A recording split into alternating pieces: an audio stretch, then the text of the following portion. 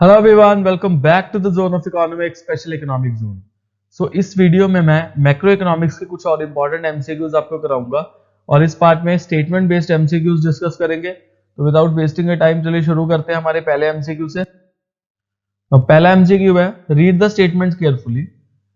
Making advances is the primary function of commercial bank. बिल्कुल सही बात है। किसी भी कमर्शियल बैंक के दो प्राइमरी फंक्शन होते हैं, वो होते हैं accepting deposits and advancing loans. तो एडवांसिंग करना लोन्स की वो प्राइमरी फंक्शन होता है, ये बात सही है।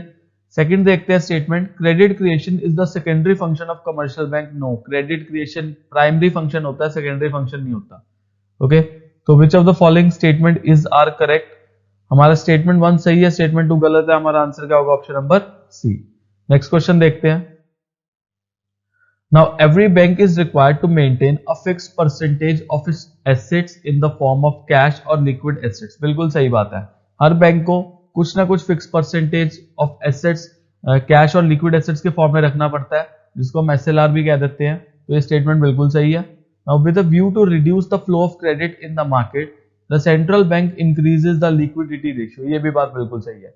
अगर क्रेडिट का फ्लो क्या करना है, कम करना है, तो उसके जो सेंट्रल बैंक है लिक्विडिटी रेशियो को क्या कर देती है? इंक्रीज कर देती है। जैसे सीआरआर हो गया। अगर मैं सीआरआर का केस में एग्जांपल बताऊं तो सीआरआर इंक्रीज होने से मनी सप्लाई क्या हो जाता है? डिक्रीज हो जाता है। बिकॉज अब बैंकों को ज्यादा पैसा रखना पड़ेगा सेंट्रल बैंक के पास। जब सेंट्रल बैंक के पास ज्यादा पैसा रहेगा तो उनके पास लोन देने के लिए कम पैसा हो जाएगा, और लोन देने के लिए जब कम पैसा होगा तो ऑब्वियस सी बात है मनी सप्लाई कम हो जाएगा, इजंट इट? तो क्रेडिट के फ्लो को रिड्यूस करने के लिए तो दोनों के दोनों स्टेटमेंट सही है। हमारा आंसर क्या होगा? ऑप्शन नंबर ए। नेक्स्ट देखते हैं। Now central bank is state owned institution where commercial bank में भी प्राइवेट और स्टेट ओन्ड। ये बात बिल्कुल सही है। सेंट्रल बैंक एक सरकारी है, सरकारी इंस्टीट्यूशन है, और जो कमर्शियल बैंक है वो प्राइवेट भी हो सकती है और स्टेट ओन्ड भी हो सकती है। प्राइवेट कैसे? जैसे एचडीएफसी बैंक हो गया, एक्सिस हो गया, आईसीआईसीआई हो गया, और स्टेट ओन्ड मतलब जैसे एसबीआई हो गया, पीएनबी हो गया। सेकंड स्टेटमेंट देखते हैं। Central banks competes with the commercial bank. No, this is incorrect. Central bank compete नहीं करता, बल्कि सेंट्रल बैंक गाइड करता है कमर्शियल बैंक्स को। तो central bank is the apex bank. क्योंकि सेंट्रल बैंक कोई भी प्रॉफिट मेकिंग के लिए काम नहीं करते, तो इजीलिए जो कमर्शियल बैंक से कंपीट नहीं करते। हमारा आंसर क्या होगा इसका? Option number C, because statement 1 is true and statement 2 is false. Next देखते हैं। Fix deposits are non transferable. बिल्कुल सही बात है। फिक्स डिपॉजिट को हम ट्रांसफर नहीं कर सकते, बिकॉज वो एक फिक्स पीरियड ऑफ टाइम के लिए हमने डिपॉजिट किया होता है। और fix deposits are also known as time liability of the bank. बिल्कुल सही बात है। क्योंकि फिक्स डिपॉजिट एक पर्टिकुलर टाइम के लिए बैंक के पास होता है, तो इसलिए इसको टाइम लायबिलिटी कहते हैं। टाइम के अलावा एक और वर्ड आ सकता है, टर्म लायबिलिटी, तो वो भी बिल्कुल सही होगा। तो इस चीज का आप ध्यान रखिए। दोनों की दोनों स्टेटमेंट हमारी सही है। आंसर हमारा क्या है? Option number A, both the statements are true. Next देखते हैं। Now first statement is fiscal deficit refers to the difference between the expenditure and income of the government excluding borrowings। ये बात बिल्कुल सही है कि फिजिकल डेफिसिट क्या होता है? Total expenditure minus total receipts except, एक चीज हमने बस उसमें एक्सेप्ट करनी है, वो है बोरिंग्स। तो जो बोरो किया हुआ पैसा है वो नहीं उसमें आना, क्योंकि जो फिजिकल डेफिसिट है वो किसके बराबर होता है? वो बोरिंग्स के बराबर ही होता है। तो हमारा पहला स्टेटमेंट सही है। Then greater physical deficit implies greater borrowings. Obvious ही बात है ना, जितना ज्यादा फिजिकल डेफिसिट होगा उतना ज्यादा क्या करना पड़ेगा? पैसा बोरो करना पड़ेगा। तो दोनों की दोनों स्टेटमेंट सही है। हमारा आंसर क्या है? Option A, both the statements are true. Next देखते हैं। Again the current account BOP deficit often leads to borrowing from rest of the world. बिल्कुल सही बात है। अगर आपका कोई बीओपी का डेफिसिट चल रहा है, दैट मीन आपको क्या करना पड़ेगा? उसको फुलफिल करने के लिए बोरो करना पड़ेगा। सही है, ये बिल्कुल सही है। स्टेटमेंट 2 देखते हैं। Foreign investment is volatile owing to volatility of the domestic market. बिल्कुल सही बात है, ये भी सही है। बिकॉज अगर मान लो सपोज डोमेस्टिक मार्केट में वॉलेटिलिटी चल रही है, कभी मार्केट अप जा रही है, कभी मार्केट डाउन जा रही है, उसकी वजह से जो फॉरेन इन्वेस्टर्स है वो वॉलेटाइल होंगे। अगर तो मार्केट बहुत ज्यादा अप होगी तो फॉरेन इन्वेस्टमेंट्स इंडिया में बहुत ज्यादा आएंगी। अगर मार्केट्स डाउन होंगी तो फॉरेन इन्वेस्टमेंट क्या होगी? कम आएंगी। तो इस वजह से वॉलेटिलिटी जो है बनी रहती है। तो हमारा आंसर क्या होगा इसका? ऑप्शन नंबर ए, बिकॉज दोनों की दोनों स्टेटमेंट्स हमारी क्या बिल्कुल सही है। नेक्स्ट देखते हैं। Foreign exchange outflow is recorded at credit side. No, this is incorrect. Outflow हो रहा है, अगर मान लो हमारी कंट्री से पैसा जा रहा है, माइनस हो रहा है, तो वो किस साइड जाएगा? डेबिट साइड जाएगा। ओके, सेकंड देखते हैं, foreign exchange inflow is recorded eight debit side. Inflow मतलब पैसा आ रहा है, तो पैसा आ रहा है वो कौन सी साइड रिकॉर्ड होगा? क्रेडिट साइड रिकॉर्ड होगा। तो ये भी गलत है, मतलब उल्टा कर दिया। दोनों की दोनों स्टेटमेंट गलत है। हमारा आंसर क्या है? Both the statements are false. तो इस चीज का बहुत ध्यान देना है। अगर पैसा जा रहा है, आउटफ्लो हो रहा है, तो वो डेबिट है, और पैसा जब इनफ्लो हो रहा है तो वो क्या है? क्रेडिट साइड में आएगा। नेक्स्ट देखते हैं, now the measurement of balance of payment deficit is based on accommodating items. तो पहला हमारा जो स्टेटमेंट है कि जो बैलेंस ऑफ पेमेंट का डेफिसिट आता है वो सिर्फ और सिर्फ अकोमोडेटिंग आइटम्स के थ्रू होता है। नो, ये गलत है। वो अकोमोडेटिंग आइटम्स के थ्रू नहीं बल्कि ऑटोनोमस आइटम्स के थ्रू होता है। बिकॉज जितने भी डेफिसिट्स है, जो भी डेफिसिट है, चाहे वो करंट अकाउंट का डेफिसिट है, चाहे वो कैपिटल अकाउंट का डेफिसिट है, चाहे वो balance of payment as a whole का डेफिसिट है, मतलब हमारे इंपोर्ट ज्यादा एक्सपोर्ट कम है, वो अकोमोडेटिंग आइटम से नहीं होता, वो ऑटोनोमस आइटम से होता है। Autonomous items. तो हमारे जो अकोमोडेटिंग आइटम है वो किस लिए होते हैं? बेसिकली अकोमोडेटिंग आइटम्स ये जो डेफिसिट आते हैं उसको रिस्टोर करने में होते हैं, उसको सही करने में होते हैं। तो पहला स्टेटमेंट हमारा गलत हो गया। दूसरा देखते हैं, balance of trade is equal to export of goods minus import of good. ये बात बिल्कुल सही है। बैलेंस ऑफ ट्रेड का formula export of goods minus import of good होता है।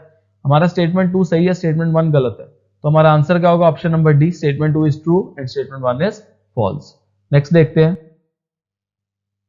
The cash deposits that banks receive from public is called primary deposit. बिल्कुल सही बात है। जो डिपॉजिट बैंकों के पास डायरेक्टली पब्लिक जमा कराएगी उसको हम क्या कहते हैं? प्राइमरी डिपॉजिट कहते हैं। जैसे मैंने अपने अकाउंट में पैसा जमा करा दिया तो वो प्राइमरी डिपॉजिट बन जाएगा बैंक के लिए।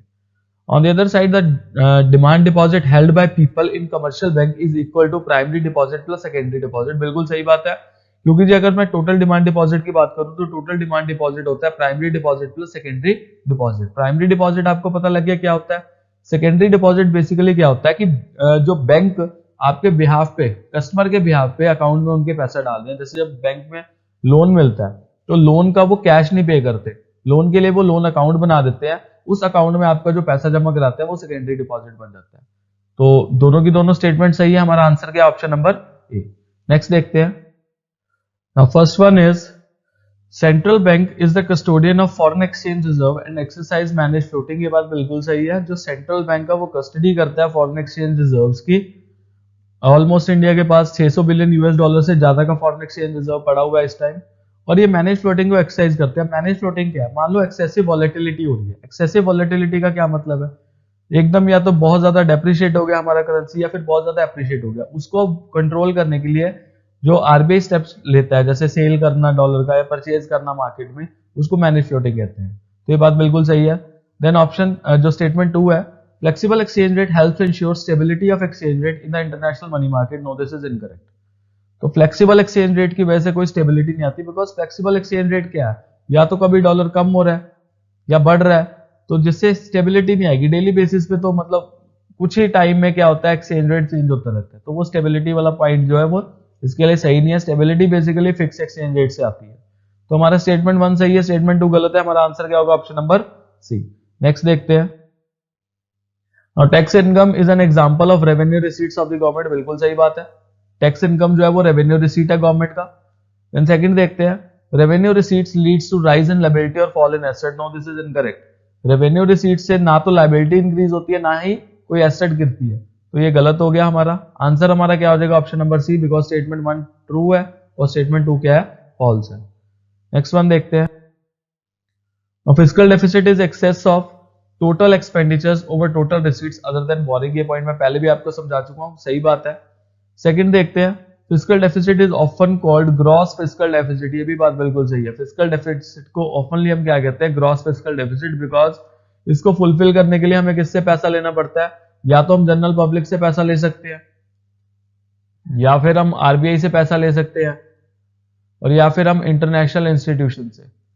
तो 3 जगह से हम पैसा जो है वो ले सकते हैं। तो फिस्कल डेफिसिट को फुलफिल करने के लिए बोरो मतलब किया जा पैसा। तो हमारा आंसर क्या हो जाएगा इसका? ऑप्शन नंबर ए, बिकॉज दोनों की दोनों स्टेटमेंट्स हमारी क्या है? बिल्कुल सही है। नेक्स्ट क्वेश्चन देखते हैं, Now, fiscal discipline in India often remains a serious challenge. बिल्कुल सही बात है।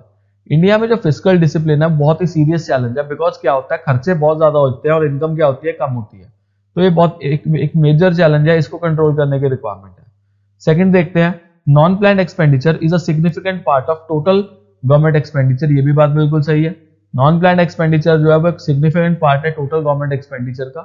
तो आंसर हमारा क्या होगा इसका option number A, both the statements are true.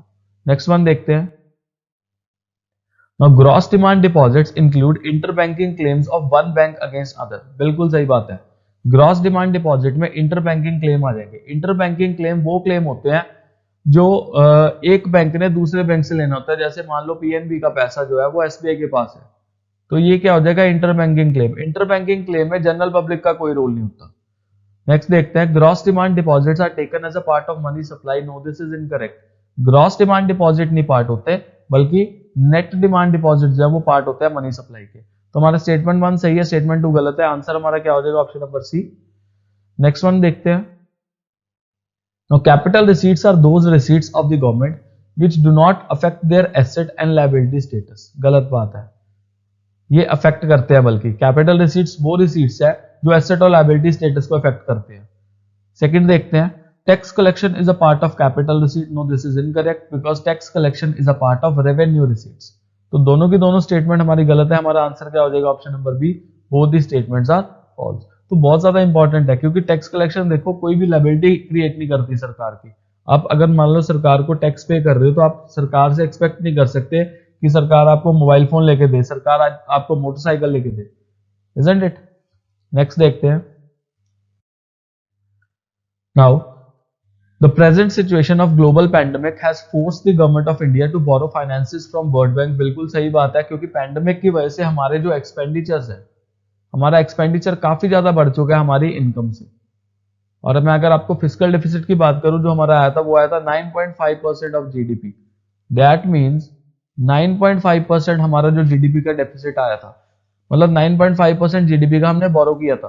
वो बोरो इंटरनल बोरिंग्स भी हो सकती है, वो एक्सटर्नल बोरिंग्स भी हो सकती है, और वर्ल्ड बैंक से पैसा लिया हुआ एक्सटर्नल बोरिंग के अंडर आता है, isn't it? Then the increase in interest payment of the loan will be directly reflected in our fiscal deficit। बिल्कुल सही बात है, बिकॉज जितना हम लोन लेंगे उतना हमें इंटरेस्ट पेमेंट करना पड़ेगा, और जितना हम इंटरेस्ट पेमेंट करेंगे उतना हमारा जो रेवेन्यू एक्सपेंडिचर है वो इंक्रीज होगा। और अगर रेवेन्यू एक्सपेंडिचर इंक्रीज होगा तो ऑब्वियस सी बात है रेवेन्यू एक्सपेंडिचर टोटल एक्सपेंडिचर का एक पार्ट बनेगा, और टोटल एक्सपेंडिचर जब बढ़ेगा तो हमारा फिस्कल डेफिसिट फिर से क्या हो जाएगा, इंक्रीज हो जाएगा, और फिस्कल डेफिसिट में वो रिफ्लेक्ट करेगा। दोनों की दोनों स्टेटमेंट बिल्कुल सही है। आंसर क्या होगा option number A, both the statements are true. Next देखते हैं, borrowing from abroad is recorded in the credit side of capital account of BOP account. बिल्कुल सही बात है, बोरो करेंगे तो हमारे पास पैसा आएगा, और अगर पैसा प्लस हो रहा है हमारी कंट्री में तो वो कौन सी साइड आएगा, क्रेडिट साइड में।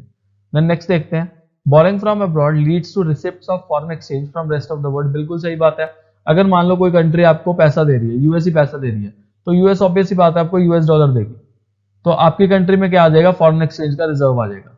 तो दोनों की दोनों स्टेटमेंट सही है, हमारा आंसर क्या है ऑप्शन नंबर ए। नेक्स्ट देखते हैं, capital account transactions do not give rise to future claims. गलत बात है, बिकॉज कैपिटल अकाउंट की जो ट्रांजैक्शन है वो फ्यूचर क्लेम को इंक्रीज करती है।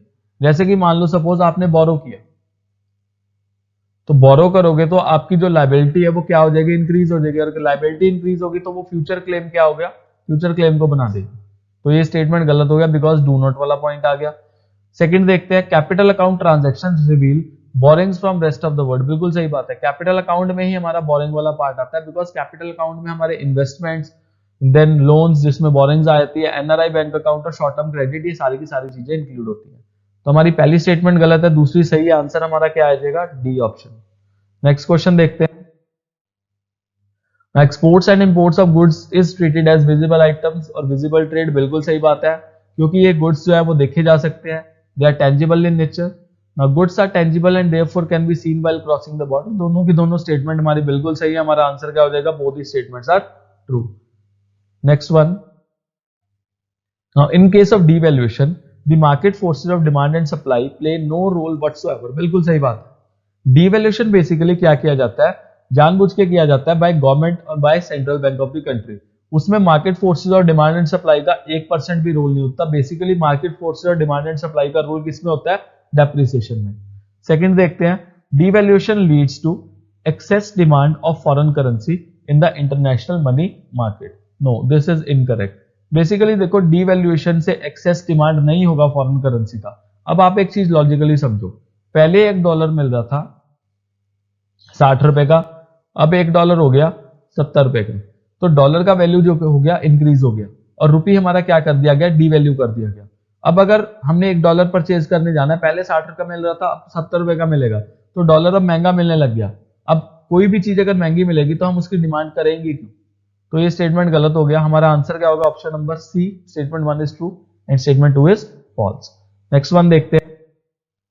Now flexible exchange rate is determined by the government. No, this is incorrect because flexible exchange rate market forces की हेल्प से determine किया जाता है। Next देखते हैं, managed floating is an attempt to keep the exchange rate within the desired limit। बिल्कुल सही बात है, ये स्टेटमेंट सही है, ये स्टेटमेंट गलत है। हमारा आंसर क्या होगा, option number D, statement 2 is true and statement 1 is false. Because manage floating क्या होता है कि अगर मान लो एक्सेसिव वॉलेटिलिटी आ गई, लेट अस से पहले $1 चल रहा था 60 का, अब $1 एकदम से हो गया 70 का, दैट मीन हमारी करेंसी क्या करगी, डेप्रिशिएट करगी, हमारी लोकल करेंसी डेप्रिशिएट करगी और फॉरेन करेंसी एप्रिशिएट करगी। अब इससे बेनिफिट किसको होगा, एक्सपोर्टर को तो बेनिफिट होगा, एक्सपोर्टर को बेनिफिट हो जाएगा, but on the other side importer के लिए क्या हो जाएगा, ये लॉस हो जाएगा। तो इंपोर्टर्स का भला करने के लिए भी क्या करना पड़ेगा, हमें इस करेंसी को दोबारा से पुराने एक्सचेंज रेट पे लाना पड़ेगा, और उसके लिए क्या काम आता है, मैनेज फ्लोटिंग। मैंने इसका कंसेप्ट जो है बहुत ही डिटेल में समझाया हुआ है फॉरेन एक्सचेंज वाले चैप्टर में, आप उसको एक बार देख सकते हो अगर आपको अच्छे से समझना है। नेक्स्ट वन देखते हैं। Now the central bank is an apex bank of the entire banking system of a country. बिल्कुल सही बात है, ये एक मेजर सबसे इंपॉर्टेंट बैंक है। Next one is all banks are to work according to the guidelines and directives of the central bank. ये भी बात बिल्कुल सही है। हमारा आंसर क्या होगा, option number A, both the statements are true. Next one देखते हैं। CRR is determined by Reserve Bank of India. बिल्कुल सही बात है, जो CRR है वो कौन डिटरमिन करता है, Reserve Bank of India determine करता है। Then second one is the central bank offers loan to the government. ये भी बात बिल्कुल सही है, सेंट्रल बैंक गवर्नमेंट को लोन ऑफर करती है। तो दोनों की दोनों स्टेटमेंट सही है। हमारा आंसर क्या है, both the statements are true. अब CRR क्या होता है, CRR होता है the amount of total deposit that commercial bank has to keep with central bank. मतलब अपने टोटल डिपॉजिट का वो हिस्सा जो किसी भी कमर्शियल बैंक को सेंट्रल बैंक के पास रखना पड़ता है, उसको हम क्या कहेंगे, CRR कहेंगे। नेक्स्ट वन देखते हैं। First one is commercial bank lends money many times more than their cash reserves with the RBI। बिल्कुल सही बात है, कमर्शियल बैंक काफी ज्यादा पैसा जो है वो लोगों को लेंडिंग कर सकते हैं लोन के तौर पे, जितना उनका कैश रिजर्व होता है उससे कहीं ज्यादा। तो ये स्टेटमेंट सही है। The next one is demand deposits are equal to cash deposits with the commercial bank. No, this is incorrect. Demand deposit सिर्फ जो होता है वो इक्वल नहीं होता कैश डिपॉजिट के, बिकॉज अगर मैं टोटल कैश डिपॉजिट की बात करूं तो उसमें demand deposit plus time deposit भी आ जाते हैं। FD RD भी तो होती है, वो भी एक किस्म से डिपॉजिट ही होती है बैंकों के पास। तो ये स्टेटमेंट इसलिए क्या हो गया, गलत हो गया। तो स्टेटमेंट 1 सही है, स्टेटमेंट 2 गलत है। हमारा आंसर क्या होगा, option number C. Next one देखते हैं। Both primary and secondary deposits are demand deposit, ये हम पहले भी कर चुके हैं। सेकंड देखते हैं। Both primary and secondary deposit can be withdrawn on demand by writing cheques. बिल्कुल सही बात है, अगर आपका पैसा बैंक में जमा है तो आप चेक लिखो, और चेक लिखने के बाद वो पैसा ऑन डिमांड क्या कर सकते हैं, आप विड्रॉ कर सकते हो। तो दोनों की दोनों स्टेटमेंट सही है। आंसर क्या होगा, option number A, both the statements are true. Next one, scholarship is a revenue expenditure. बिल्कुल सही बात है, बिकॉज स्कॉलरशिप प्रोवाइड करने से किसी भी तरह का एसेट क्रिएशन नहीं हो रहा। स्कॉलरशिप जिसको मिलेगी उसको मिलेगी, वो गवर्नमेंट के लिए थोड़ा ना कोई एसेट क्रिएट करेगी। सेकंड देखते हैं। Scholarship does not lead to any type of asset formation. ये भी बात बिल्कुल सही है। स्कॉलरशिप एक रेवेन्यू एक्सपेंडिचर है, वो तो सही है, और स्कॉलरशिप कोई भी एसेट फॉर्मेशन नहीं कर रहा है, ये भी बात बिल्कुल सही है। तो हमारा आंसर क्या होगा, option number A, both the statements are true. Next one, recovery of loan is a revenue receipt. No, this is incorrect. Basically recovery of loan is a capital receipt, because recovery करने से asset जो होती है वो हमारी कम होती है। Second देखते हैं। Disinvestment is the capital receipts of the government. बिल्कुल सही बात है, जो डिसइन्वेस्टमेंट है वो कौन से रिसीट है, वो कैपिटल रिसीट है। तो स्टेटमेंट 1 गलत है, स्टेटमेंट 2 सही है। हमारा आंसर क्या होगा, option number D, statement 2 is true and statement 1 is false. Next one देखते हैं। GST is a direct tax. No, this is incorrect. Basically, GST is an indirect tax. Direct नहीं है। Second one is the burden of indirect tax taxes cannot be shifted to others. No, this is also incorrect. The burden of indirect taxes can be shifted. ये not वाला point क्या हो गया, गलत हो गया. ओके आपने पढ़ा होगा कि कोई भी अगर मार्केट में आप पैक चीज लेने जाते हो उसके पीछे क्या लिखा होता है, inclusive of all taxes. That mean अगर वो दुकानदार पहले टैक्स पे कर चुका है, बाद में वो दुकानदार आपसे टैक्स रिसीव कर रहा है, दैट मीन जो इंसिडेंस ऑफ टैक्स है वो क्या हो रहा है, वो ट्रांसफर हो रहा है एक बंदे से दूसरे बंदे पे. तो दोनों की दोनों स्टेटमेंट गलत है. हमारा आंसर क्या होगा, option number B. Next one, deficit budget is not desired during the period of inflation. ये बात बिल्कुल सही है, आप इसको समझो, इसको थोड़ा सा समझने वाला पॉइंट है. इन्फ्लेशन एक वो टाइम पीरियड होता है जिसमें मनी सप्लाई बहुत ज्यादा ऑलरेडी इंक्रीज हुआ होता है. और डेफिसिट बजट का क्या मतलब है, डेफिसिट बजट का मतलब है सरकार के खर्चे ऑलरेडी ज्यादा है सरकार की इनकम से. अगर सरकार ज्यादा खर्चा करेगी अपनी इनकम से तो ऑब्वियस ही बात है वो मनी सप्लाई को फिर से क्या करेगा, इंक्रीज करेगा, और जिसकी वजह से फर्दर इन्फ्लेशन में इंक्रीमेंट होगा. तो इसलिए वो डिजायरेबल नहीं होता. और सेकंड देखते हैं, surplus budget is not desired during the period of depression. अब सरप्लस बजट क्या है, सरकार के जो एक्सपेंडिचर है वो कम है सरकार की इनकम से, मतलब सरकार सेविंग ज्यादा कर रही है. अब डिप्रेशन का टाइम पीरियड चल रहा है, लोगों को पैसे की पहले रिक्वायरमेंट है, मनी सप्लाई कम है. ओके अब अगर और ज्यादा सरप्लस बजट रखेंगे तो फिर से वो क्या होगा, मनी सप्लाई कम होगी और ज्यादा डिप्रेशन क्रिएट हो जाएगा. तो वो भी डिजायरेबल नहीं है. तो आंसर हमारा क्या होगा, दोनों की दोनों स्टेटमेंट सही है. Answer is option number A, both the statements are true. तो सरप्लस का मतलब है कि इनकम ज्यादा है एक्सपेंडिचर कम है, और डेफिसिट का मतलब क्या है, एक्सपेंडिचर ज्यादा इनकम कम है. उसको आप मनी सप्लाई से रिलेट करके अपना आंसर इजिली फाइंड आउट कर सकते हो. लास्ट क्वेश्चन देखते हैं. Gold standard system of exchange rate is an old variant of fixed exchange rate system. बिल्कुल सही बात है. Gold standard exchange rate system में क्या था कि दुनिया की जो भी करेंसीज थी उनको गोल्ड के साथ लिंक कर दिया गया था, एंड देन उसके बाद जो एक्सचेंज रेट है वो डिसाइड किया जाता था. सेकंड देखते हैं, mint value of currency implies paper value of that currency. No, this is incorrect. Because आप एक चीज देखो, अगर 500 रुपए का नोट है, ओके, उसका मिंट वैल्यू ऑफ करेंसी क्या हो गया, 500 रुपए. और क्या पेपर वैल्यू ऑफ करेंसी उसका 500 रुपए है? No, paper value of the currency उसका क्या होता है, कम होता है as compare to mint value. तो हमारा आंसर क्या होगा, option number C, because statement 1 सही है, स्टेटमेंट 2 क्या है, गलत है. तो इसी के साथ मेरा ये वीडियो खत्म होता है. Thank you very much and stay blessed all.